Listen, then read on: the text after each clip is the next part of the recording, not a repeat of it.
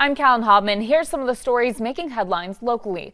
Local law enforcement continue to crack down on driving under the influence. The Bakersfield Police Department held a second DUI checkpoint Saturday night.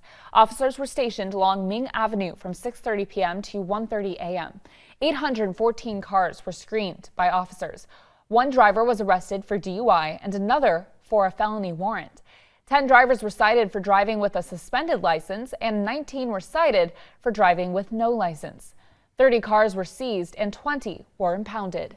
The KNP complex fire is now fully contained more than 3 months after it first broke out in Sequoia and Kings Canyon.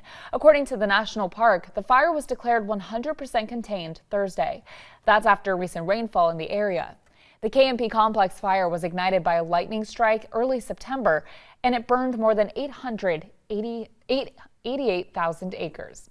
Meanwhile, utility giant Southern California Edison will pay a $550 million settlement for its role in multiple deadly California wildfires in 2017 and 2018. The electric supply company says it will give $110 million to the state's general fund, $65 million for safety measures, and $375 million for cost recovery. SCE will not be allowed to pass these costs on to customers.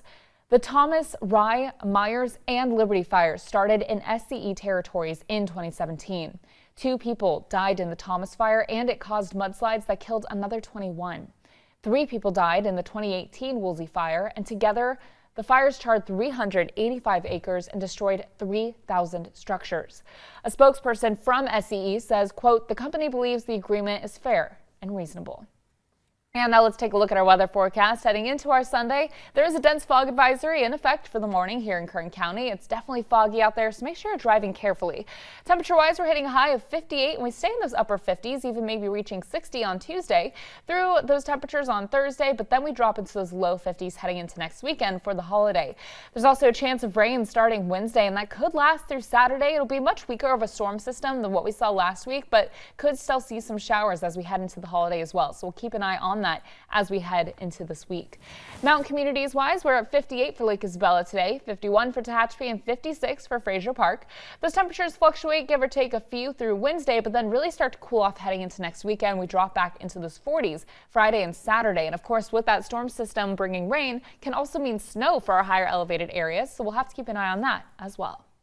That's a look at what's making headlines. We'll have another update for you later today.